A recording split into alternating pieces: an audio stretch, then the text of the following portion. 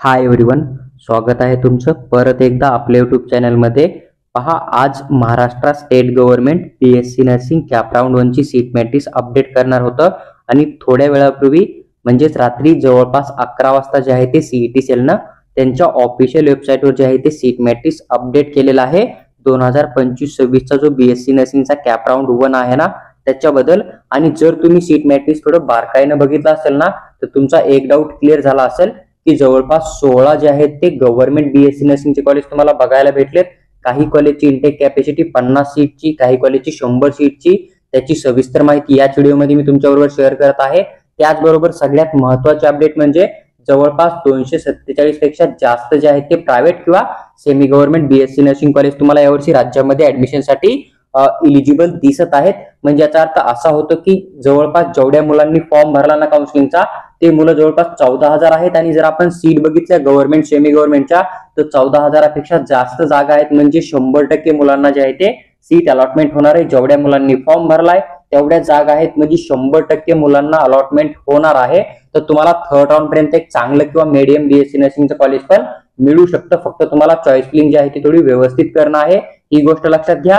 आणि तुम्ही जर डायरेक्ट जाऊन ऍडमिशन करायचा विचार करत आहात जनरल कॅटेगरी मधून, ओपन कॅटेगरीची फीस भरून किंवा मग रिझर्व्ह कॅटेगरीचे विद्यार्थी स्पॉटमध्ये किंवा कॉलेजमध्ये जर डोनेशन देऊन ऍडमिशन करायचा विचार करत आहात कमी पर्सेंटाईलवर, तर अशी चूक बिलकुल करू नका. कारण तुम्ही जर सीट बघितल्या आणि SML लिस्ट बघितली तर 13 ते 14,000 मुलांनी काउन्सिलिंगचा फॉर्म भरलाय आणि 13 ते 14,000 जागा ज्या आहेत त्या सध्या राज्यामध्ये गव्हर्नमेंट सेमी गव्हर्नमेंट कॉलेज आहेत. आणि सेमी गव्हर्नमेंट कॉलेजमध्ये गर्ल्सला फ्री एज्युकेशन पण दिलं जातंय आणि कॅटेगरीनुसार फीस पण घेतली जाते. ही गोष्ट पण तुम्ही 100% लक्षात ठेवा आणि मगच तुम्ही तुमचा विचार करू शकता की तुम्हाला डोनेशन देऊन ऍडमिशन करणं की मग गर्ल्स फ्री एज्युकेशन मधून किंवा कॅटेगरीच्या फीस मध्ये एकदम कमी दरामध्ये तुमची डिग्री कंप्लीट करणं आहे. सगळ्यात महत्वाचं ही जी PDF आहे ना ती CET सेलनं रात्री रिलीज केली आणि आपण या PDF मध्ये जेवढ्या सीट आहेत त्या सीटची सविस्तर माहिती घेणार आहोत. सगळ्यात अगोदर जर आपण विचार केला जे की फर्स्ट नंबरचं गव्हर्नमेंट कॉलेज बघायला भेटतं आपल्याला, college of nursing sir JJ group of hospital मुंबईमध्ये तुम्हाला हे कॉलेज बघायला भेटेल.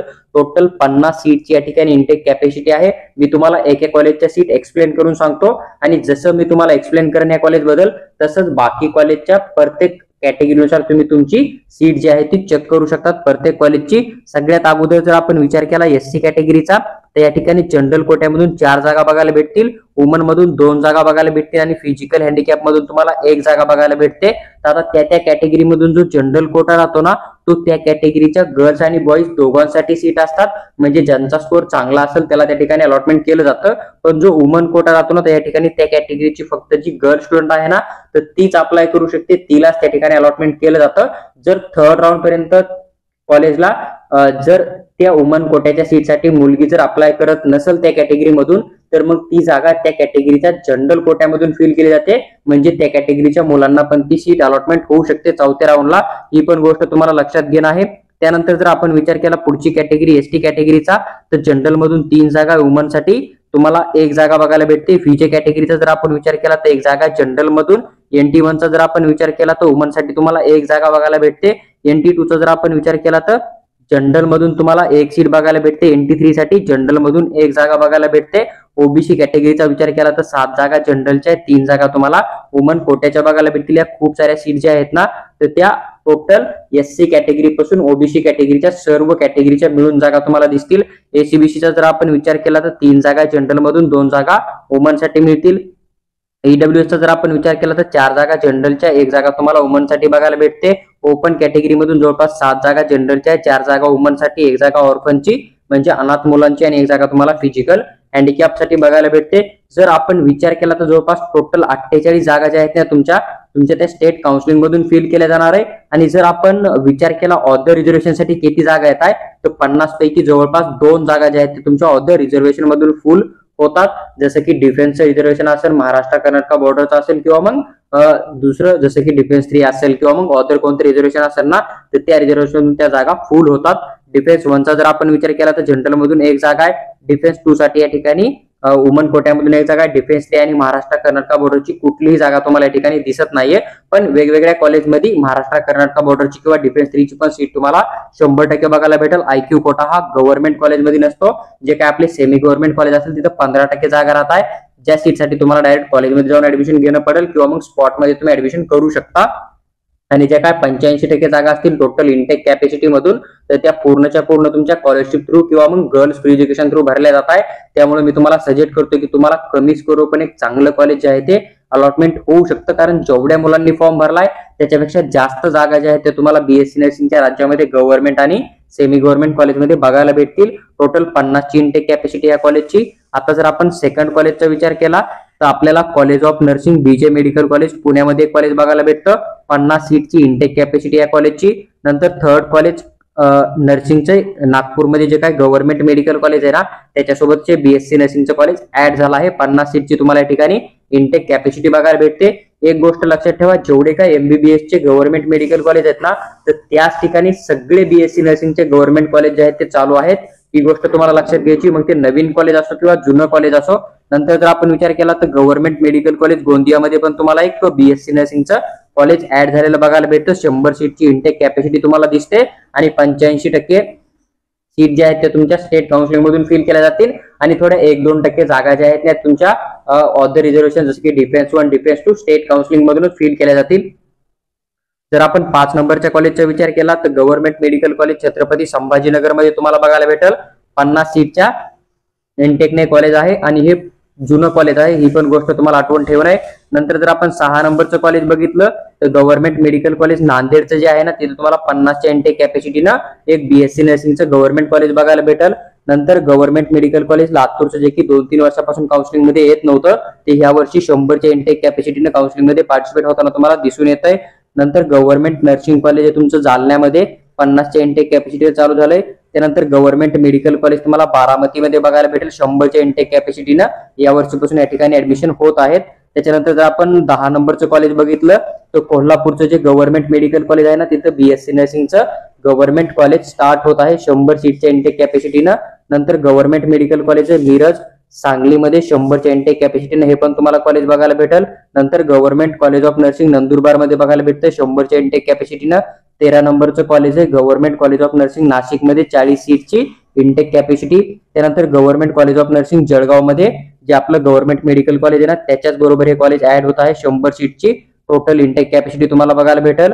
नंतर पिंपरी पुणेमध्ये पण तुम्हाला वायसी एचएम नावाचं एक जे कॉलेज म्हणजे हॉस्पिटल आहे ना त्याच्यासोबत तुम्हाला एक गव्हर्नमेंट बीएससी नर्सिंग कॉलेज 60 सीटच्या इंटेक कॅपॅसिटी स्टार्ट होताना दिसत आहे। त्यानंतर गव्हर्नमेंट कॉलेज ऑफ नर्सिंग साताऱ्यामध्ये जे आहे त्या ठिकाणी तुम्हाला एक गव्हर्नमेंट बीएससी नर्सिंग कॉलेज 40 सीटच्या इंटेक कॅपॅसिटीनं स्टार्ट होताना दिसत आहे। जवळपास 16 कॉलेजमध्ये 1140 जागा ज्या आहेत ते तुम्हाला टोटल या ठिकाणी गव्हर्नमेंट कॉलेजच्या दिसत आहेत। जर आपण त्या कॅटेगरी वाईज बघितल्या तर जवळपास या ठिकाणी एससी कॅटेगरीसाठी जनरल मधून 95 जागा आहे, वुमन मधून 45 आहे, ऑर्फन मधून 1 आहे आणि 7 जागा तुमच्या फिजिकल हँडिकॅप मधून आहे। आपण जर एसटी कॅटेगरीचा विचार केला तर 51 जागा जनरल मधून आहे, 24 जागा वुमन मधून आहे, 1 जागा ऑर्फन सी मधून आहे, 4 जागा तुम्हाला फिजिकल हँडिकॅप मधून मिळतील। फीजे कॅटेगरीचा विचार केला तर 22 जागा जनरल मधून आहे, 10 जागा वुमनच्या आहे आणि 2 जागा तुम्हाला फिजिकल हँडिकॅपच्या बघायला भेटतील। NT1 मधून 19 जागा जनरलच्या आहे, 8 जागा वुमनच्या, 1 जागा फिजिकल हँडिकॅपची मिळते। NT2 चा जर विचार केला तर 25 जागा आहे जनरलच्या, 12 जागा आहे वुमनच्या, 1 जागा ऑर्फन सी ची मिळते आणि 2 जागा तुम्हाला फिजिकल हँडिकॅपच्या बघायला भेटतील। NT3 मधून जवळपास 15 जागा आहे जनरलच्या, 7 जागा आहे वुमनच्या, 1 जागा तुम्हाला या ठिकाणी फिजिकल हँडिकॅपची मिळते। ओबीसी साठी 139 जागा आहे जनरलच्या, 65 जागा आहे वुमनच्या, ऑर्फन आय साठी 1 जागा आहे आणि ऑर्फन सी साठी 1 जागा आहे आणि 11 जागा तुम्हाला फिजिकल हँडिकॅपच्या दिसून येतील। ह्या टोटल सीट तुम्हाला ऑदर रिझर्व्ह कॅटेगरीच्या आहेत, एससी कॅटेगरी पासून ओबीसी कॅटेगरीच्या मिळून। नंतर एसीबीसीचा जर विचार केला तर 73 जागा जनरलच्या, 34 जागा वुमनच्या आहे, 1 जागा ऑर्फनची आणि 6 जागा तुम्हाला फिजिकल हँडिकॅपच्या मिळतील। ईडब्ल्यूएसचा विचार केला तर 73 जागा जनरलच्या, वुमनच्या 34 जागा आहे, 1 जागा मिळते ऑर्फनच्या आणि 6 जागा तुम्हाला फिजिकल हँडिकॅपच्या बघायला भेटतील। ओपन मधून जर विचार केला तर 180 जागा आहे जनरलच्या, वुमनच्या 87 जागा आहे, 2 जागा ऑर्फन आयच्या आहे, 2 जागा ऑर्फन सीच्या आहे आणि फिजिकल हँडिकॅपच्या तुम्हाला 17 जागा या ठिकाणी बघायला भेटतील। तर टोटल जवळपास 1080 जागा तुमच्या कॅटेगरीनुसार फिल होतात आणि बाकीच्या ज्या उरलेल्या जागा आहेत तुमच्या त्या डिफेन्स 1 मधून, डिफेन्स 2 मधून अशा रिझर्वेशन मधून फिल होत आहे। तर डिफेन्स 1 मधून जनरलच्या 22 जागा आहे, वुमन साठी 9 जागा आहे, डिफेन्स 2 चा विचार केला तर 11 जनरलच्या, 5 वुमनच्या आहे, डिफेन्स 3 साठी 5 जागा आहे, जनरल मधून 2 जागा ओपनच्या आहे आणि महाराष्ट्र कर्नाटक बॉर्डरची कुठल्याही प्रकारे जागा तुम्हाला या ठिकाणी दिसणार नाही. तर 54 जागा ज्या आहेत ते तुमच्या टोटल या ठिकाणी ऑफ द रिझर्वेशन मधून फिल होतील आणि 1140 जागा ज्या आहेत ते तुम्हाला टोटल गव्हर्नमेंट बीएससी नर्सिंग कॉलेजमध्ये बघायला भेटतील. आता सेम ह्या पद्धतीने तुम्हाला सेमी गव्हर्नमेंटला घेऊन चालणं आहे. सगळ्यात अगोदर जर बघितलं आपण तर सेमी गव्हर्नमेंट कॉलेजमध्ये Bombay hospital college of nursing तुम्हाला मुंबईमध्ये बघायला भेटतं, जिथं वुमन मेन्शन आहे. तर तुम्हाला हे लक्षात घेणं की ज्या कॉलेजच्या नावामध्ये वुमन मेन्शन आहे ते कॉलेज फक्त मुलींसाठी आहे. टोटल 50 सीट तुम्हाला या ठिकाणी बघायला भेटतील. आता सेमी गव्हर्नमेंट एका कॉलेजचे मी एक्सप्लेन करतो, बाकी कॉलेज तुम्हाला सेम घेऊन चालणं आहे. या ठिकाणी जर आपण विचार केला तर हे कॉलेज वुमन कोट्यामध्ये येतं म्हणून या ठिकाणी कोणत्याही कॅटेगरीसाठी जनरलच्या सीट तुम्हाला दिसणार नाही, फक्त वुमनसाठी या ठिकाणी जागा दिसतील. आणि सेमी गव्हर्नमेंट कॉलेजमध्ये फिजिकल हँडिकॅप झालं किंवा मग हिल एरिया झालं, ऑर्फन झालं किंवा डिफेन्स 1 डिफेन्स 2 च्या जागा नसतात. तर जेवढी टोटल इंटेक कॅपॅसिटी राहील त्यापैकी सगळ्याच्या सगळ्या जागा ज्या आहेत ते तुमच्या या ठिकाणी स्टेट काउन्सिलिंग मधून, त्याचबरोबर काही कॉलेजमध्ये 85% जागा स्टेट कोट्यामधून भरल्या जातात आणि 15% जागा आयक्यू कोट्यामधून भरल्या जातात. म्हणजेच तुम्हाला ऑनलाईन फॉर्म भरणार आहात आणि कॉलेजमध्ये ऑफलाईन जाऊन डोनेशन देऊन तुम्ही ऍडमिशन करू शकतात किंवा स्पॉट ऍडमिशन मध्ये तुम्ही डायरेक्ट जाऊन जनरल कॅटेगरीची फीस देऊन ऍडमिशन करू शकतात. जसं की ह्या कॉलेजच्या 50च्या 50 जागा तुमच्या स्टेट काउन्सिलिंग मधून भरल्या जाणार आहे. खाली जे सेकंड नंबरचं कॉलेज तुम्हाला बघायला भेटतं ना, Terna college of nursing Navi Mumbai, 100 ची इंटेक कॅपॅसिटी. तर जनरल आणि वुमन कोट्यामधून कॅटेगरीनुसार ज्या आहेत त्या 85% जागा म्हणजे 85 जागा भरल्या जातील 100 पैकी आणि 15 जागा तुमच्या आयक्यू कोट्यामधून असतील. जर आपण असा विचार केला आणि पूर्ण कॉलेज बघितले तर यावर्षी मला वाटतं जवळपास 247 च्या आसपास बीएससी नर्सिंगचे कॉलेज तुम्हाला बघायला भेटतील. आणि त्या कॉलेजमध्ये जर आपण टोटल सीट बघितल्या तर तुम्ही या ठिकाणी चेक करू शकता 247 बीएससी नर्सिंगचे कॉलेज तुम्हाला बघायला भेटतील. आणि एवढ्यामध्ये जवळपास 13,590 एवढ्या जागा तुम्हाला बघायला भेटतील. आणि मला वाटतं जवळपास 14,000 मुलांनी फॉर्म भरला आहे. म्हणजे जेवढ्या मुलांनी काउन्सिलिंगचा फॉर्म भरला आहे त्या 100% मुलांना बीएससी नर्सिंगचं सेमी गव्हर्नमेंट किंवा गव्हर्नमेंट कॉलेज अलॉटमेंट होऊन जाईल. जर आपण कॅटेगरी वाईज विचार केला तर एससी कॅटेगरीसाठी जवळपास सगळ्या सेमी गव्हर्नमेंट कॉलेजमध्ये मिळून जनरल मधून जवळपास 586 जागा आहे, 276 जागा वुमन मधून आहे. एसटी कोट्यासाठी जवळपास 316 जागा जनरल मधून, 148 जागा तुम्हाला वुमन मधून बघायला भेटतील. फीचे कॅटेगरीचा विचार केला तर 135 जागा जनरलच्या आहे, 63 जागा तुम्हाला वुमन मधून मिळतील. NT1 चा जर आपण विचार केला तर 113 जागा जनरलच्या आहे, वुमनच्या 53 जागा बघायला भेटतील. NT2 चा जर विचार केला तर 157 जागा जनरलच्या आहे, 73 जागा तुम्हाला वुमन मधून मिळतील. NT3 चा विचार केला तर 90 जागा जनरलच्या आहे, 43 जागा तुम्हाला वुमन कोट्यामधून मिळतील. ओबीसी कॅटेगरीचा जर विचार केला तर 857 जागा जनरलच्या आहे, 404 जागा तुम्हाला वुमन कोट्याच्या बघायला भेटतील. या टोटल ज्या सीट दिसताय ना त्या एससी कॅटेगरी पासून ओबीसी कॅटेगरी सर्व कॅटेगरीच्या मिळून जागा आहेत. एसीबीसीचा जर आपण विचार केला तर 857 जागा जनरलच्या, वुमनच्या 402 जागा बघायला भेटतील. ईडब्ल्यूएस मधून जर आपण विचार केला जवळपास 857 जागा जनरलच्या, 402 जागा तुम्हाला वुमन मधून मिळतील. ओपनचा जर विचार केला तर 4746 जागा जनरल मधून आहे, 2297 जागा वुमन कोट्यामधून दिसतील. तर जवळपास 12,875 एवढ्या जागा तुमच्या या ठिकाणी स्टेट कोट्यामधून स्कॉलरशिप आणि गर्ल्स फ्री एज्युकेशन मार्फत भरल्या जातील सर्व कॅटेगरीच्या मिळून. आणि जर एखाद्या कॅटेगरीचा विद्यार्थी त्या कॅटेगरीमधून मिळालेली सीट घेत नसेल किंवा त्या कॅटेगरीचे विद्यार्थी त्या ठिकाणी ऍडमिशनसाठी नसतील तर त्याच कॅटेगरीच्या जागा अदर कॅटेगरीला सेम कोट्यामधून अलॉटमेंट केल्या जातात आणि त्या सीटसाठी तुम्हाला गर्ल्स फ्री एज्युकेशन आणि जे काय आपल्या कॅटेगरी वाईज फीस आहे ना तीच लागू होते. ही पण गोष्ट लक्षात ठेवून आहे. या ठिकाणी कुठल्याही प्रकारे ऑदर रिझर्वेशन नसतं, फक्त आयक्यू कोटा राहतो. आयक्यू कोट्यामधून जवळपास 715 जागा तुम्हाला बघायला भेटतील. 13,590 टोटल तुम्हाला ज्या आहेत त्या गव्हर्नमेंट सेमी गव्हर्नमेंट कॉलेजच्या टोटल जागा बघायला भेटतील. पहा, जे काय राऊंड 1चं सीट मॅट्रिक्स आलं ते सविस्तर एक्सप्लेन करून मी तुमच्याबरोबर शेअर केला आहे. तर जेवढ्या सीट आहेत आणि जेवढा SML आहे ना पोरांचा त्यानुसार 100% मुलांना 100% जे आहे ते स्कॉलरशिप थ्रू अलॉटमेंट होऊन जाईल. त्यामुळे तुम्ही सध्या कुठल्याही प्रकारे घाई न करता कॉलेजमध्ये जाऊन डोनेशन न देता तुम्ही वेट करू शकता. तुम्हाला थर्ड राऊंड पर्यंत तुमचं आवडतं कॉलेज पण 100% अलॉटमेंट होण्याचा चान्स लागू शकतो. जे काय सीट मॅट्रिक्स होतं त्याच्याबद्दल मी सविस्तर व्हिडिओ बनवून तुमच्याबरोबर शेअर केला आहे. तुम्ही उद्या किंवा परवा चॉईस फिलिंग करून जे आहे ते सीट अलॉटमेंटसाठी ट्राय करू शकता.